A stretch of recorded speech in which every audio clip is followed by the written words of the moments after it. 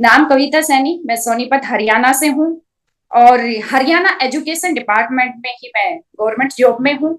इसके साथ साथ अपने इस आरसीएम की स्टूडेंट। और ये बात करते हैं आज के टॉपिक की। तो साथियों, टॉपिक रहेगा, 3 पार्ट में मैंने डिवाइड किया है। और मेरी कोशिश रहेगी कि मैं 45 मिनट में अपनी इस बात को क्लियर कर पाऊं। पहला टॉपिक रहेगा मेरी कहानी, छोटी सी मेरी शुरुआत, कैसे स्ट्रगल से आगे निकलकर इस तरीके के एक अचीवमेंट पे मैं पहुंची हूँ। और इसके साथ ही अपना की सोल, जो प्रियंका अग्रवाल मैम कहती है कि की सोल है तो मुमकिन है, उसके बारे में बातचीत। और थर्ड पॉइंट रहेगा विमेन एम्पावरमेंट। जिस मंच से हम जुड़े हुए हैं उसको बार बार याद करना और सभी को याद दिलाना और एकजुटता के साथ आगे बढ़ना, यही हमारा उद्देश्य है अपने 1 PM JRCM का। तो शुरुआत करते हैं। मेरी एंट्री कैसे हुई आरसीएम में, यहां से मैं शुरुआत करती हूँ। नवंबर 2016 का वो दिन, जब मेरे को किसी ने आरसीएम का प्लान दिखाया और कहा कि इस तरीके का ये बिजनेस है। शुरुआत में विश्वास नहीं होता, हम सबके साथ वही स्टोरी होती है, और मुझे भी विश्वास नहीं हुआ। और मैंने सबसे पहले, जो हम एक वो कहते हैं ना कि एक्सक्यूज लगाते हैं, वही एक्सक्यूज लगाया कि मेरे पास समय नहीं है। और रियलिस्टिक, अगर रियल में देखा जाए तो समय था भी नहीं। क्योंकि उस टाइम पे, आज बिटियां 9 साल की हो गई है, उस टाइम पे 3 या ढाई 3 साल के आसपास रही होंगी, मतलब इस तरीके से। और दोनों जुड़वा बच्चियां, साथ में जॉब, जॉब भी काफी दूर थी उस टाइम पे। आज तो अपने सिटी के ही स्कूल में हूँ, अपॉइंटेड हूँ, उस टाइम पे काफी दूर थी जॉब।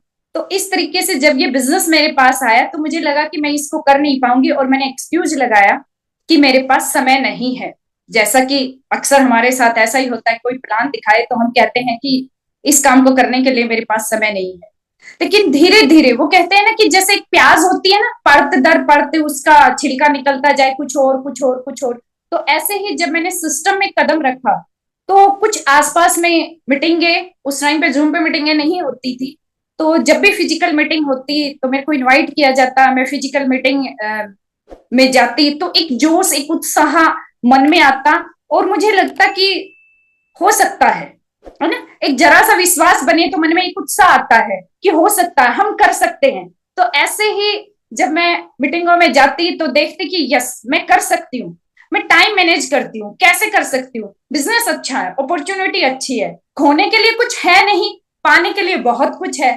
तो फिर मैं इसको वो कहते हैं ना कि शुरू में हम ट्राई करते हैं, लेकिन धीरे धीरे जैसे प्याज में बढ़त होती है ना, एक को छोड़ो दूसरी निकल जाएगी, फिर उसको छोड़ो, फिर वो और आगे और आगे और आगे, इस तरीके से निकलना शुरू होता है। ऐसे ही मैंने जब इसमें कदम रखा बिजनेस में, और धीरे धीरे कदम दर कदम आगे बढ़ती गई, तो मेरा इंटरेस्ट बढ़ता गया और लगातार इस सिस्टम में जुड़ के आगे बढ़ने का सिलसिला शुरू हो गया। लेकिन वही कहते हैं कि जब शुरुआती दौर होता है तो कुछ हालात अलग होते हैं, परिस्थितियां अलग होती है, सक्सेस जब मिलनी शुरू हो जाती है, कहते हैं कि भीड़ में, संघर्ष में इंसान अकेला होता है और सफलता में दुनिया साथ होती है। तो इस तरीके से ये कारवां चलता गया। और कुछ चीजों ने मेरे को जो वो कहते हैं ना मोटिवेट रखा, उन चीजों के बारे में मैं आपको बता देती हूँ शॉर्ट में कि कौन सी वो चीजें थी जिन्होंने मुझे मोटिवेट रखा। सबसे पहले तो मीटिंग, जो जब कहीं भी मेरे को आसपास में मीटिंग होती तो मैं उस मीटिंग में जाती थी। सेकंड क्या था कि मैं बुक्स रीड करती थी, टीचर हूँ, पढ़ने का शौक है, तो बहुत सारी बुक मैंने उस टाइम पे रीड की, जो अपने नेटवर्क मार्केटिंग से जुड़ी हुई होती हैं, डायरेक्ट सेलिंग से। तो उसने मेरा उत्साह बढ़ाया। मेरे को लगा कि बिजनेस पावरफुल है, हिंदुस्तान में शुरुआत हो रही है, और इस तरीके से हम बड़ा कर सकते हैं, और बहुत बड़ी अपॉर्चुनिटी है। तो उन उन चीजों ने, और साथ में कुछ मेरे पास से ऑडियो वीडियो रहती थी जो अपने ग्रेट वेंडर अप्लायंस की होती थी, तो मैं उनको अक्सर सुनती रहती थी, जिससे कि मेरे को उत्साह मिलता रहता था। तो इस तरीके से बिजनेस में आगे बढ़ते गए। एक स्टोरी और मैं अपनी शेयर करती हूँ, एक छोटी सी। जब मैं इस बिजनेस में काम करती थी तो मेरे को मेरे अपलाइन कहते थे कि जैसे कि अक्सर इस सिस्टम में जो हमारा 6 बेसिक है उसमें बताया जाता है कि 2 प्लान हर रोज शेयर करना। तो अब स्कूल टाइम में रहती थी, अब मेरे को लगा कि यहीं पे मैं अपने साथियों के साथ प्लान शेयर करूं, और मैंने प्लान शेयर करना शुरू किया। जब मैं प्लान शेयर करती थी अपने टीचिंग स्टाफ से, तो मेरा बड़ा मजाक बनाते थे। और पूरे स्टाफ में 78 मतलब स्टाफ था हमारा, तो 78 स्टूडेंट में सब मेरे को पहचानने लगे और सब मेरे को आरसीएम बोलने लग गए। तो मतलब एक उत्साह, एक जुनून था, तो मेरे को बुरा भी नहीं लगता था और मैं खुश होके कहती थी कि हाँ मैं आरसीएम हूँ। तो मतलब इस तरीके से एक भाव आता है कि आ, ये आरसीएम वाली कविता, ऐसा बोलना शुरू कर दिया। कई साथी ऐसे बोलते दूसरे टीचर को कि आप कविता मैडम के क्लासरूम में मत जाना, क्योंकि कविता मैडम आपको प्लान दिखाएगी पहले आरसीएम का। और अक्सर होता भी था, जैसे ही कोई साथी आता मेरे पास पेपर पैड रहता तो मैं कहती एक इतना शानदार अपॉर्चुनिटी मेरे पास है, आप कहो तो मैं शेयर करूं। तो कई बार कोई टीचर यस बोल देता, कई बार नहीं नहीं हमें समय नहीं, हम जा रहे हैं। तो मतलब मैं इस तरीके से प्लान शेयर करना शुरू किया, जिससे क्या हुआ उस टाइम मेरा सेल्फ कॉन्फिडेंस हाई हुआ, क्योंकि बार बार जिस काम को हम करते हैं तो उसके करने से सेल्फ कॉन्फिडेंस हाई होता है। ये बात शेयर करने का आप सभी साथियों के साथ मकसद है कि कोई भी साथी जिसको लगता है, वो चाहे अपना सीनियर साथी है या अपना न्यू ज्वाइनिंग है, जो साथी पहली बार इस मंच पे आया है, वो बार बार अगर प्लान शो करेगा, प्रोडक्ट शो करेगा, प्रेजेंटेशन देगा, तो उसका जो सेल्फ कॉन्फिडेंस है ना, वो डेवलप हो जाएगा। ये आप देख पाओगे अपनी टीम में या अपने आप पे, ये ऐसा आप करके देख सकते हो। तो इस तरीके से अब हुआ क्या कि सभी साथियों को पता चल गया कि मैं आरसीएम करती हूँ। तो एक दिन एक मेरी फ्रेंड जो मेरी थोड़ी क्लोज थी, वो मेरे पास आती है और वो कहती है कि कविता तूने आरसीएम से कितना बनाया। तो मैंने कहा, सोच के मैंने कहा 863 रुपए, क्योंकि फर्स्ट चेक मेरा इतना ही था। थर्ड मंथ के बाद क्योंकि 13 डेज की मनी बैक गारंटी आती है, वो पैसा आया। तो उसने मेरे पास आके कहा, बिल्कुल प्यार से मेरे पास बैठ के उसने कहा कि 5 छुट्टियां करके तूने आरसीएम से मात्र 863 रुपए बनाया है। तुझे पता है तेरा पैसा यहाँ, क्योंकि उस टाइम पे दूर जॉब थी और वो कॉन्ट्रैक्ट की जॉब थी दिल्ली में, आज परमानेंट है। तो उन्होंने कहा, पता है तेरा कितना पैसा कट गया, तूने सोचा पर डे का तेरा कितना पैसा कट गया? बोले 6 से 7 हजार रुपए तेरे 5 दिन के कट चुके हैं, और तूने छुट्टियां कर करके मात्र 863 रुपए बनाया। उसने कहा, तेरे से ज्यादा पागल कोई नहीं है।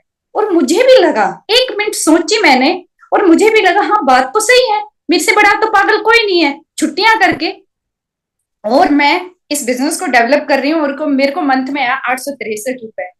लेकिन मुझे पता था ये आज का, जो मैं वो कहते हैं ना कि जैसे बम्बू ट्री होती है, वो जब शुरुआती दौर में होती है, तो कहते हैं उसके बारे में कि वो नीचे की तरफ ज्यादा बढ़ती है, यानी वो बेस मजबूत होता है।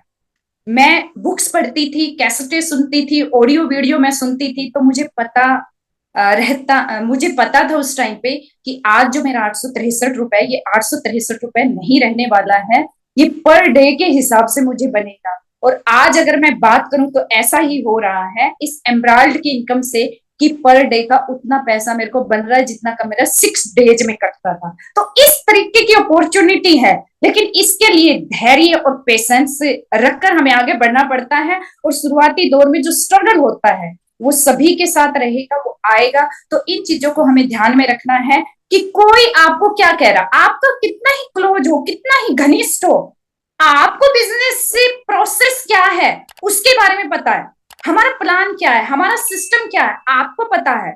आपके साथी को नहीं पता, लेकिन वो आपका क्लोज है, आप उनकी मानी, हर चीज में उनकी मानिएगा।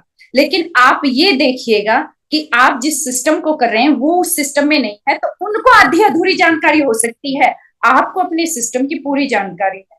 क्योंकि कहते हैं ना कि लेडी जब खाना बनाती है तो वो खाना भी बनाती रहती है, और साइड में अगर एलईडी पे कोई टीवी मतलब कुछ भी न्यूज चल रही है या कोई मूवी चल रही है, तो वो उसको भी देखती रहेगी।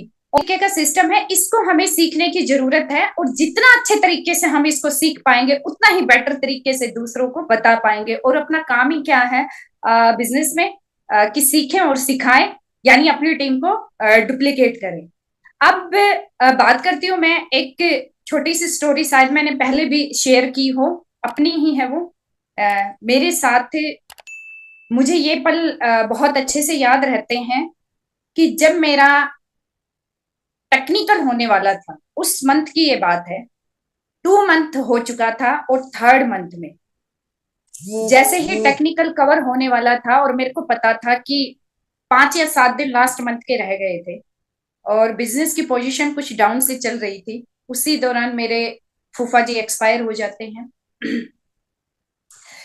वो पल होते हैं साथियों, जब वो कहते हैं ना कि सृष्टि कायनात आपसे कुछ मांगती है, यानी आपको सक्सेस मिल रही है तो उसके लिए उसको वो कहते हैं ना कि कुछ हमें कुर्बान करने की जरूरत होती है। वो आपसे जानना चाहती है कि आप कितने अडिंग है, कितने मतलब डेडिकेशन है आपका अपना बिजनेस के प्रति।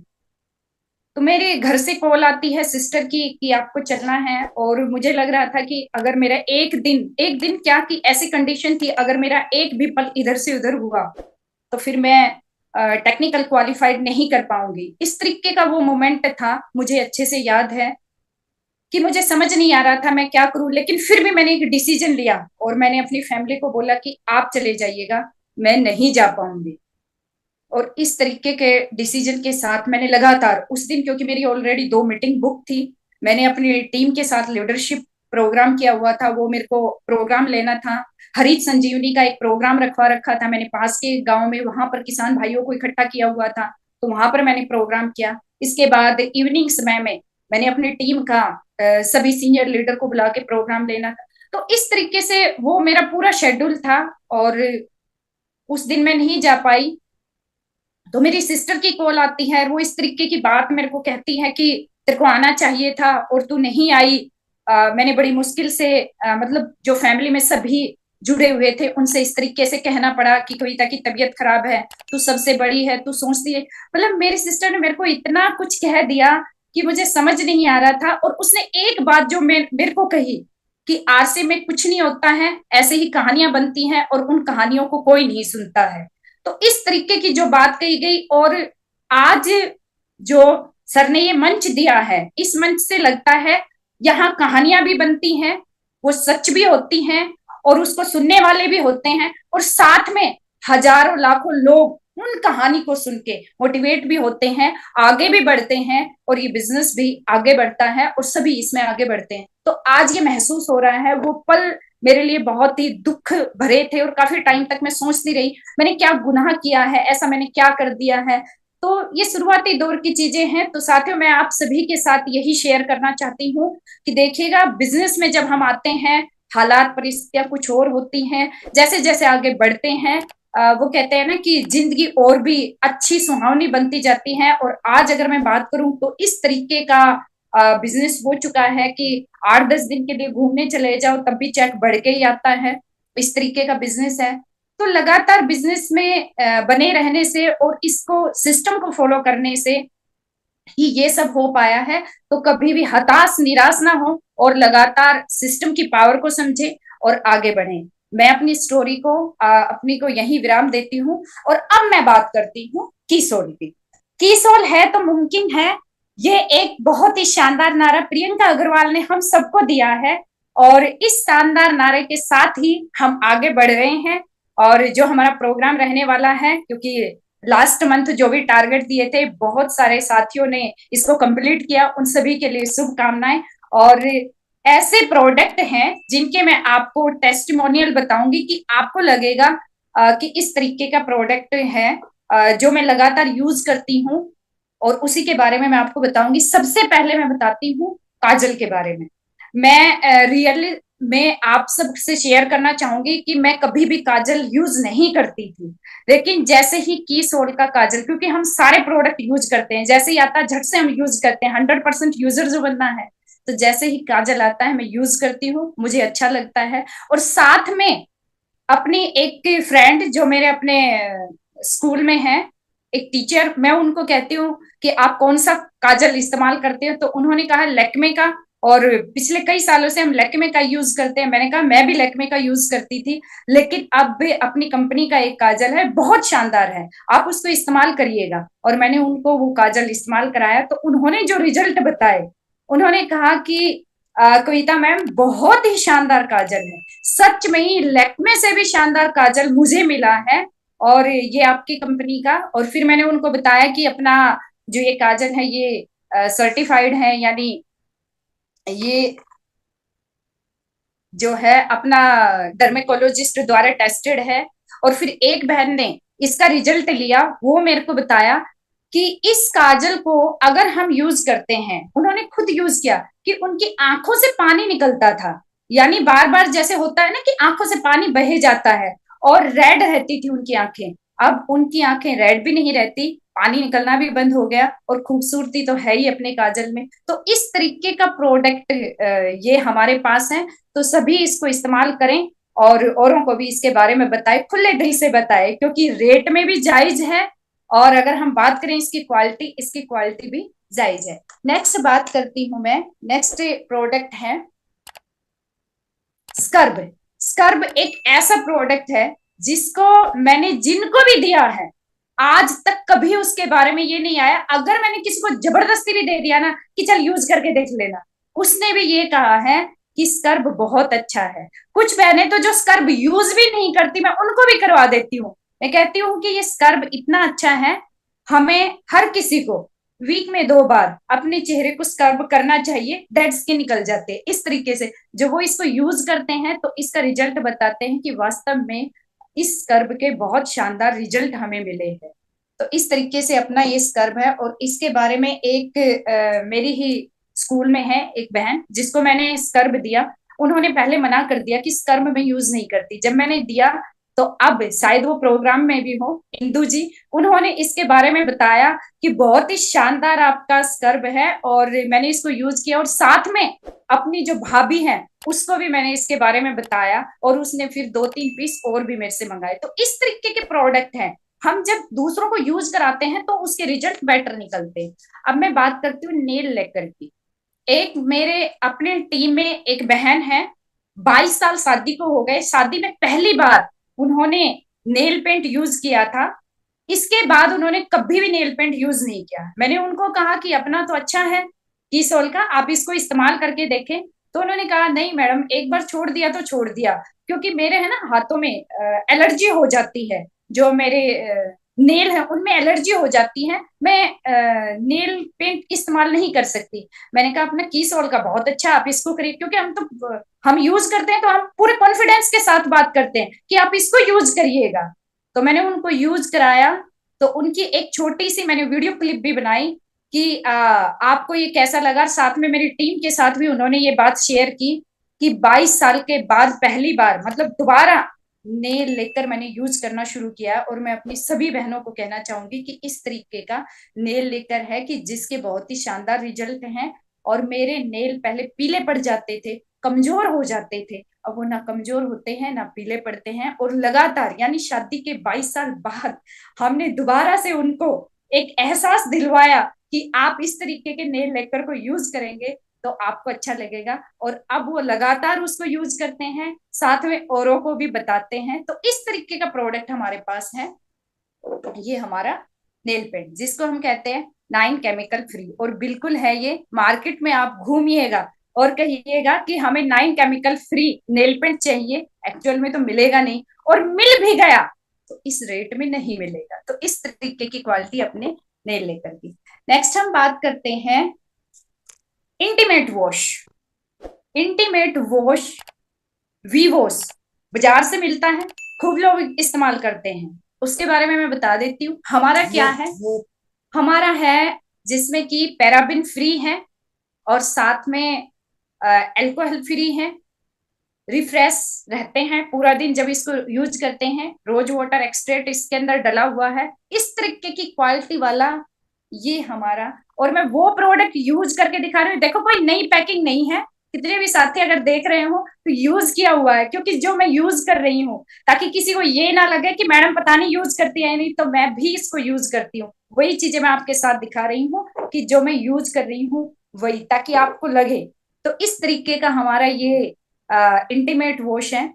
और इसके बारे में अगर मैं बात करूं कि इंटीमेट वॉश मैंने जिनको यूज कराया 45 से भी वो 50, यानी वो सासू माँ बन चुके थे, उनकी एज 50+ रही होगी अगर वो सासू माँ बन चुके हैं। तो उनकी बहू ने कहा कि मदर को दिक्कत रहती है। दिक्कत क्या रहती थी? इचिंग। अब इतनी उम्र में दूसरों को शेयर करना भी थोड़ा सा, क्योंकि हमारे समाज में होता है, बताना थोड़ा मुश्किल रहता है। तो उन्होंने अपनी बहुरानी को बता दिया। मैंने उनको अपने प्रोडक्ट के बारे में जब मैं उनको शेयर करने लगी कि ऐसे ऐसे अपने प्रोडक्ट हैं, किसी को ये दिक्कत हो तो ये वाला, ये दिक्कत हो तो ये वाला, इस तरीके से अपना प्रोडक्ट हम इस्तेमाल कर सकते हैं जिसके उम्दा रिजल्ट है, तो उन्होंने अपनी सासू माँ के लिए लिया। मैंने 3 दिन के बाद जब उनसे फॉलोअप लिया तो क्या कहती है, मीरा बहन शायद मीटिंग में होंगे, तो कहती है कि कविता जी इतना शानदार रिजल्ट सच में वीवोस यूज करते थे उससे भी नहीं मिला, और सासू माँ बहुत खुश हैं और कहती हैं कि नेक्स्ट टाइम भी यही लेके आना, ये क्या लेके आई है तू मेरे लिए। तो इस तरीके के प्रोडक्ट, और मैं आपको बता देती हूँ, मॉर्निंग में अगर आप इसको इस्तेमाल कर रहे हैं पूरा दिन आपको फ्रेशनेस फील होगा। तो इस तरीके का प्रोडक्ट अपने पास है, हम इसको यूज करें, औरों को बताएं। पैराबिन फ्री है जो मैंने बताया, और अच्छी क्वालिटी का है। और अगर हम बात करें रेट की, तो वीवोस 180 का हमारा 200। लेकिन अगर हम बोल दें की सोल है तो मुमकिन है, तो ये इससे और भी कम हो जाएगा, है ना। अगर हम बोल दें कि की सोल है तो मुमकिन है, तो इसका रेट और डाउन हो जाएगा। बहनें समझ गई होंगी मेरे भाव को, कि जब हम आईडी क्रिएट कराएं तो ये उससे भी कम में हमें मिलता है। तो इस तरीके का हमारे पास प्रोडक्ट है। नेक्स्ट मैं बात करती हूँ बीबी क्रीम, क्योंकि फील्ड में रहते हैं तो फील्ड से जो रिजल्ट आते हैं मैं वही आपके साथ शेयर कर रही हूँ। बेबी क्रीम के साथ भी मेरी एक छोटी सी स्टोरी जुड़ी हुई है। ननद की लड़की की शादी, वहां चले गए, सब बोले फटाफट तैयार हो, फटाफट तैयार हो। तो हम फटाफट तैयार होने लगे, मैंने निकाली अपनी बीबी क्रीम, चेहरे पे लगाई। और मेरी देवरानी जेठानी मेरी बहनें सब देखने लग रही, ये तूने क्या लगा लिया। अब मैं ऐसे थोड़े ना बताने वाली थी, बोली चेहरे पे क्या लगाया। मैंने कहा क्यों, क्या हुआ, बोले चेहरे पे अचानक इतना ग्लो। तो पता चला, मैंने कहा मैंने अपनी वाली क्रीम लगाई। बोले अपने वाली कौन सी। मैंने कहा मेरे जो, मैंने कंपनी ज्वाइन कर रखी है अपनी आरसीएम, उसमें क्रीम मिलती है। बोले कौन सी क्रीम, बीबी क्रीम। उसी टाइम से, उसी टाइम ऑर्डर आ गए 4-5 की हमारी भी मंगाना, हमारी भी मंगाना। कहने का मतलब क्या है, कि हम अपने प्रोडक्ट से जब प्यार करते हैं, अपने प्रोडक्ट को हर जगह लेके जाते हैं, यूज करते हैं, तो लोगों को पता चलता है कि ये क्या यूज कर रहे हैं। और वही है ना, कि जब दूसरों को देखते हैं तो मन में एक उत्साह आता है कि जब आप यूज करें तो हम क्यों नहीं करें। तो इस तरीके से प्रोडक्ट के बहुत ही शानदार रिजल्ट मुझे मिले। बहुत अच्छे से टीम इस पे वर्क कर रही है, बहुत सारे साथी पीक्यूसी में आ गए हैं, बहुतों को लाना है। तो आप सभी जितने भी साथी मेरे को सुन रहे हैं, सभी की सोल के जरिए आगे बढ़ सकते हैं। ये एक इस तरीके का प्रोडक्ट है, इसके बारे में कहा जाता है कि अगर हम किसी घर में जा रहे हैं और हम प्रोडक्ट शेयर कर रहे हैं, तो बहनें क्या कहेंगी कि हल्दी नमक मिर्च तो हस्बैंड ले आते हैं, लेकिन जब आप जाके दिखाओगे ये वाला प्रोडक्ट, तो फिर क्या कहेंगी, चलो ठीक है एक तो यूज कर ही रही है। और जब वो कहते हैं ना कि एक यूज कर लिया, तो वो दो भी करेंगे, फॉलो अप हमारा अच्छा है, 3 भी करेंगे, 4 भी करेंगे, और फिर वो सारे प्रोडक्ट भी यूज करेंगे। तो इस तरीके से हमारा फॉलो अप बेटर होना चाहिए, और हमारा प्रेजेंट करने का तरीका, किसोल के प्रोडक्ट प्रेजेंट करने का तरीका इस तरीके का होना चाहिए कि कॉन्फिडेंस लेवल बोले कि यस, किशोर है तो मुमकिन है, और हमारे पास इस तरीके का प्रोडक्ट है जो दमदार क्वालिटी का है, और जिसका रेट भी दमदार है। यानी मार्केट से जायज रेट में हमें वो प्रोडक्ट मिल रहा है। जब ये बात उनको पता चलेगी, तो पता चलेगा कि हम किस तरीके का प्रोडक्ट हमारे हाथ में आया है, और वो लगातार आपसे डिमांड करेंगे और आपका प्रोडक्ट लेंगे, आपकी टीम का हिस्सा बनेंगे, और पीपीसी में एंट्री करके आपकी टीम को आगे बढ़ाएंगे। तो इस तरीके से हम अपने प्रोडक्ट के बारे में बता सकते हैं। नेक्स्ट मैं बात करती हूँ 28 नवंबर, जो कि किसोल की एनिवर्सरी प्रोग्राम रहेगा, और जिसमें हमारे जो चीफ गेस्ट रहेंगे, किरण बेदी मैम हमारे बीच में रहेंगी, और वो पहली आईपीएस ऑफिसर है। तो इस तरीके के प्रोग्राम में जिन भी साथियों ने क्वालिफाइड किया है, उनको उस प्रोग्राम में एंट्री करने का मौका मिल रहा है। तो ये बहुत ही शानदार बात है कि वो उस प्रोग्राम में एंट्री करेंगे, और एक बड़ा विजन लेके अपने प्रोग्राम को मतलब अपने इस सिस्टम को आगे बढ़ाएंगे। और हम बात कर रहे थे विमेन एम्पावरमेंट की, थर्ड टॉपिक मेरा आ गया है विमेन एम्पावरमेंट। और विमेन एम्पावरमेंट की अगर मैं बात करूं, तो हमारे हरियाणा में होता है, ऐसा कहा जाता है, हमारे हरियाणा में तो अक्सर, और भी अलग अलग स्टेट में अलग अलग चीजों के बारे में कहा जाता होगा, कि जिस घर में बेटी होती है उस घर की शोभा और आभा अलग ही होती है। यानी एक ऐसा विचार, एक ऐसा भाव जुड़ा रहता है कि घर में जो बेटियां होती हैं, किसी साथी ने लिखा है कि आवाज कम आ रही है। प्रॉपर आवाज है मैम, सही है मैम। बहुत अच्छी है, सही है, आवाज सही है। ऐसा आवाज है। आपकी सही है, कंटिन्यू कीजिए।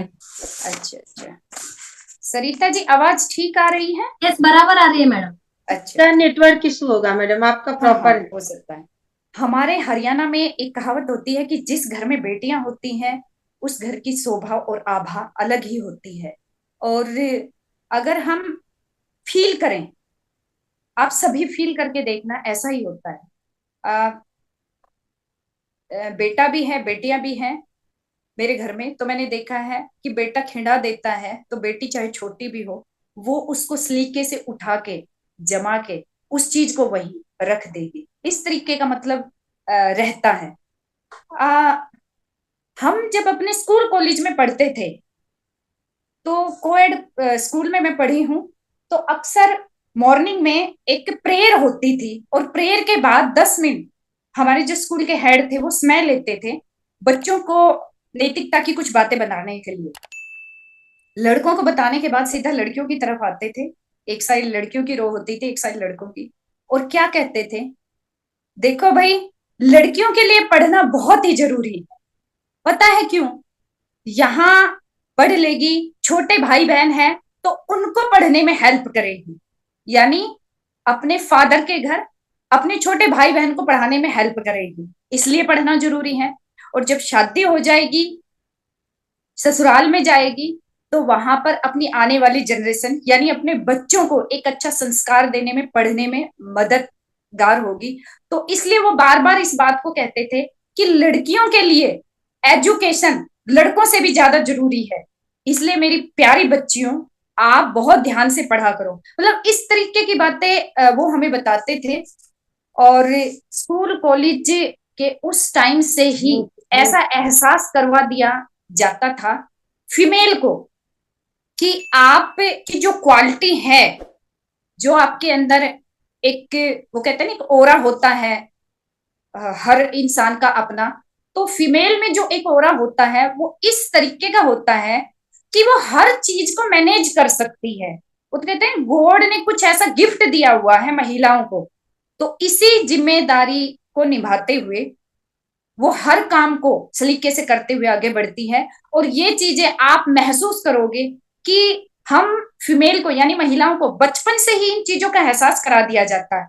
इसलिए जब हमारी शादी होती है तो हर चीज को हम मैनेज कर लेते हैं, क्योंकि हमें वो एक मैनेजर की जो भूमिका है ना, वो शुरू से ही बता दी जाती है। लीडरशिप क्वालिटी भी, क्योंकि अगर परिवार में हम बड़े होते हैं तो अपने आप ही वो लीडरशिप क्वालिटी हमारी बन जाती है।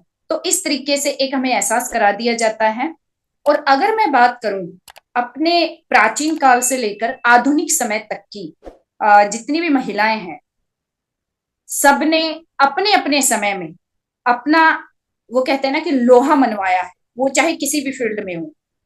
अगर हम बात करें प्राचीन काल में, अनुसुईया, गार्गी, मैत्री जैसी महिलाएं होती थी, और वो विदुषी हुआ करती थी। यानी उस टाइम पे विद्वान होते थे तो विद्वानों के साथ ही वो शास्त्रार्थ करती थी। यानी तर्कपूर्ण ढंग से अपने धर्म को आगे बढ़ाने के लिए, अपने समाज को आगे बढ़ाने के लिए वो इस तरीके से शास्त्रार्थ करती थी। और बहुत सारी ऐसी महिलाएं जिनके मैंने नाम लिए हैं, उनको अव्वल दर्जे का कहा जाता था कि ये उस टाइम की, प्राचीन समय की बहुत ही बड़ी विदुषी हैं।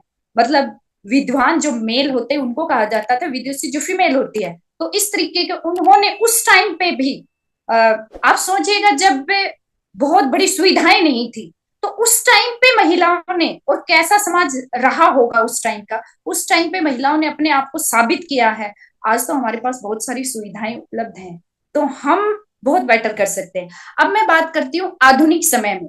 आधुनिक समय में आप देखिएगा किसी भी फील्ड में, आप बुक उठा के देखिएगा, यूट्यूब पे सर्च करिएगा, लिटरेचर उठाइएगा, किसी भी फील्ड में। अगर मैं साहित्य की बात करूं तो महादेवी वर्मा, अगर आपने साहित्य पढ़ा हो उनका तो पढ़ना उनके साहित्य को। महादेवी वर्मा एक ऐसी लेखिका रही हैं जिन्होंने मर्यादा पूर्ण और वात्सल्य भाव के इतने सारे उपन्यास, कहानियां लिखी हैं जिनसे बहुत सारे लोग मोटिवेट होते हैं। तो इस तरीके का वो उन्होंने साहित्य लिखा है। और अगर मैं बात करूं विदेशी किसी महिला की, रेंडा बर्न, आपने शायद नाम सुना हो, और नहीं सुना हो तो मैं बता देती हूँ। दी रहस्य उनकी एक बुक है, आप उनको पढ़ के देखना। दी रहस्य बुक जो है वो उनकी एक बुक है, दी सीक्रेट, रहस्य उसको हम हिंदी में बोलते हैं। तो वो बुक आप पढ़ के देखना। एक ऐसी महिला जिन्होंने आधुनिक समय के छुपे हुए तत्वों को हमारे सामने व्यक्त किया, और वो भी उस समय में जब भी शायद महिलाओं को वो पोजीशन प्राप्त भी नहीं होगी। जैसे आज समय में बहुत अच्छा एक मतलब नजरिया बदल रहा है लोगों का, तो उस टाइम पे उन्होंने वो काम किया है। तो मेरे कहने का भाव है कि जब उस टाइम पे महिलाएं अपने आप को साबित कर सकती हैं, आज का समय तो बहुत बदला हुआ है। नेक्स्ट मैं बात करती हूँ खेल जगत की। अगर मैं बात करूं, पीटी उषा, कर्णम मल्लेश्वरी, बबीता गीता फोगाट, जिन पे मूवी भी बनी हुई है, और एमसी मेरी कॉम, उनकी भी मूवी बन चुकी है और अपने गामा के प्रोग्राम में भी आई थी। तो इस तरीके से उन्होंने अपने आप को साबित किया। ये नाम बताने का, ये तो चुनिंदा कुछ नाम है मेरे पास, और भी बहुत सारी हैं जिन्होंने अपने आप को साबित किया है। तो ये नाम बताने का उद्देश्य सिर्फ इतना है कि हम इनसे प्रेरित होके अपने आप को भी सशक्त समझें और आगे बढ़े अपने फील्ड में, जिस भी काम में लगे हुए हैं, पूरे डेडिकेशन के साथ, पूरे लगन के साथ हम आगे बढ़े। नेक्स्ट अगर मैं बात करूं राजनीति की, इंदिरा गांधी, किसी से नाम छुपा नहीं है, सरोजनी नायडू, प्रतिभा पाटिल, और हाल फिलहाल जो हमारी राष्ट्रपति हैं मुर्मू। तो सभी जानते हैं। तो किस तरीके का मतलब महिलाओं ने किसी भी तरीके से स्ट्रगल करके अपने आप को साबित किया है। हेल्प मांगो ना, मिलेगी। अपने हस्बैंड से, अपने भाई से, अपनी फैमिली से खूब सारी मिलेगी। बस आपने मांगने का जज्बा होना चाहिए सभी से। यानी मेरा कहने का भाव है कि महिलाएं अगर हेल्प भी चाहें अपने पति की तो उनको मना सकती है, कोई बड़ी बात नहीं है। अपने भाई की फैमिली सपोर्ट चाहे तो वो मान जाएंगे। क्यों? क्योंकि आपका जो डेडिकेशन होगा ना, उसको देख के वो मान जाएंगे और आपको आगे बढ़ने में आपके साथ खड़े होंगे और आपको आगे बढ़ाने में प्रेरित करेंगे, और लगातार आप आगे बढ़ोगे। और बहुत सारी बहनें इसका उदाहरण भी हैं। अगर मैं बात करूं तो अपनी अपराजिता टीम से ही है, नूतन जी। आज उन्होंने अपने आप को बिल्कुल चेंज कर लिया है किस तरीके से। और बहुत सारी बहनें हैं, कल्याणी मैम हैं, पहले कभी उनको सुनते नहीं थे, आज देखो कितना अच्छा सिस्टम उन्होंने हम सबके लिए डेवलप किया है, कितना अच्छा बता पाती हैं, कितने अच्छे से उन्होंने एक, वो कहते हैं ना, कड़ी का काम किया है, ऊपर से, नीचे से और बीच में रहकर हम सबको जोड़ने का। तो इस तरीके का और भी बहुत सारी बहनें हैं। अगर मैं बात करूं तो इस तरीके से हम सभी मिलकर इस सिस्टम में आगे बढ़ सकते हैं। अब मैं बात करती हूँ अपने इस सिस्टम की।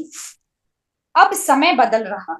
देखिएगा, एक समय था जब राजनीति में महिलाओं ने लोहा मनवाया, एक समय था जब खेल जगत में महिलाओं ने लोहा मनवाया, और आज बिजनेस विमेन यानी बिजनेस का समय है। और अगर हम बात करें कि हिंदुस्तान में डायरेक्ट सेलिंग जिस कदर बढ़ रही है, जिस तरीके से हर रोज इसको एक मान्यता मिल रही है, कुछ ना कुछ अमेंडमेंट होते रहते हैं, संशोधन होते रहते हैं, उसके साथ साथ ये जो आगे बढ़ रही है, इससे हमारा फ्यूचर इस सिस्टम का बहुत ब्राइट होता जा रहा है। तो जितने भी बहनें हैं या जितने भी भाई मेरे को सुन रहे हैं, तो ये तो फैक्ट है कि आने वाला दौर हमारा ही रहने वाला है। तो अपने आप पर विश्वास रखें, सिस्टम पर विश्वास रखें, अपलाइन पे विश्वास रखें, प्रोडक्ट पे विश्वास रखें, और लगातार आगे बढ़ें।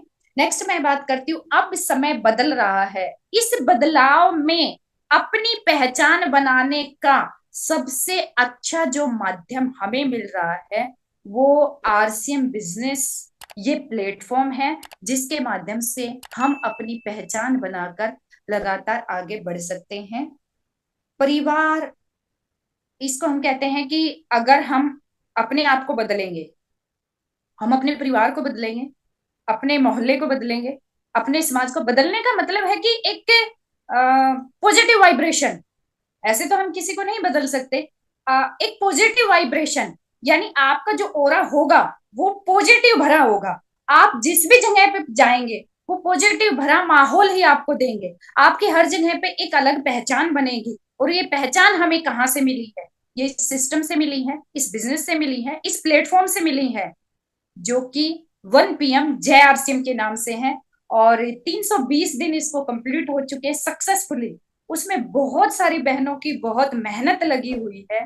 वो कहते हैं ना कि एक एक बहन ने इस पर बहुत मेहनत की है। सभी अपराजिताओं बहनों ने इस पे जो मेहनत की है, जो लगातार इसको चला रहे हैं, उसके लिए मैं सभी का धन्यवाद करती हूँ। और साथ में जितने भी पार्टिसिपेंट हैं जो रोज आके अपना टाइम निकाल के इसको सुनते हैं, अपनी टीम को लेके आते हैं, उसके बारे में इसको प्रमोट करते हैं, तो ये सभी का एक, वो कहते हैं ना कि एक टीम वर्क है। एक टीम वर्क से ही कोई चीज आगे बढ़ती है। तो इससे ही ये सारा आगे काम हमारा बढ़ रहा है, और जिसको हमने और भी आगे बढ़ाना है।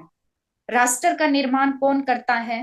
राष्ट्र का निर्माण अच्छे लोग ही करते हैं, है ना, जो स्वस्थ होते हैं, जो हमेशा उत्साहित रहते हैं, है ना।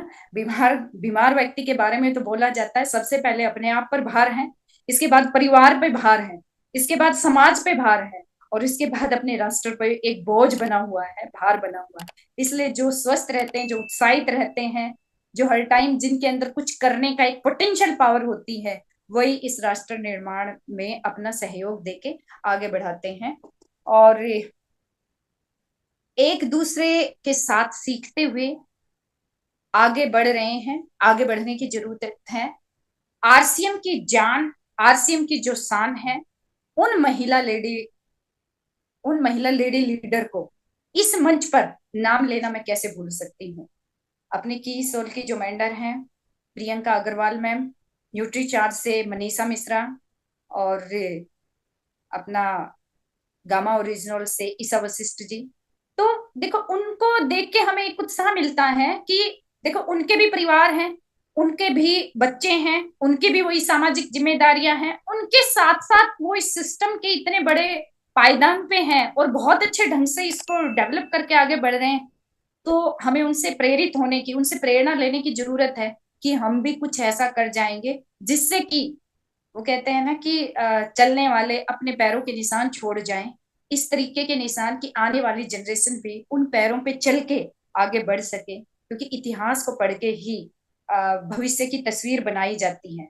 तो इस तरीके का काम इस मंच से वो किया जा सकता है, जो कि अभी हम सब मिलकर इसी तरीके के काम में जुटे हुए हैं। बहुत सारी बातों के बाद सरिता मैम मेरे को थोड़ा सा टाइम बता दें कि टाइम कितना हो गया है, उसी हिसाब से मैं चीजों को कवर लगभग करूंगी। आपका टाइम हो चुका है, 2 बज हो गए। चुका है। चलिएगा, टाइम हो चुका है तो बस लास्ट की मैं 2 लाइनें बोलकर अपनी वाणी को विराम देती हूँ, जो कि मुझे खुद मोटिवेट करती है, और मुझे लगता है कि जो भी सुनेगा उसको भी एक हौसला मिलेगा। अपने हौसले को कभी मत बताओ कि तुम्हारी तकलीफ कितनी बड़ी है। अपने हौसलों को कभी मत बताओ कि तुम्हारी तकलीफ कितनी बड़ी है। अपनी तकलीफ को यह बताओ कि तुम्हारे हौसले कितने बड़े हैं। अपनी तकलीफ को यह बताओ कि तुम्हारे हौसले कितने बड़े हैं, कि जब भी तकलीफ आए तो तकलीफ को ये कहो कि ये तो तकलीफ कुछ भी नहीं है, मुझे तो आरसीएम के डायमंड पिन पे जाना है। यानी इतना अपना हौसला बना के रखो कि जब तक मैं आरसीएम की डायमंड बन नहीं जाऊंगी तब तक तो मैं सांस लेने वाली हूं नहीं। तो इस तरीके का हौसला बनाओ अपना, कि आपकी तकलीफ साइड में होके आपको रास्ता दे। तो इन्हीं सभी शुभ कामनाओं के साथ कि सभी एक साथ टीम के साथ आगे बढ़ें और अच्छे से अपने बिजनेस को डेवलप करें। समाज में एक ऐसा आपका ओरा हो कि आपकी अलग से ही एक पहचान बने। इन्हीं सभी शुभकामनाओं के साथ मैं अपनी वाणी को विराम देती हूँ।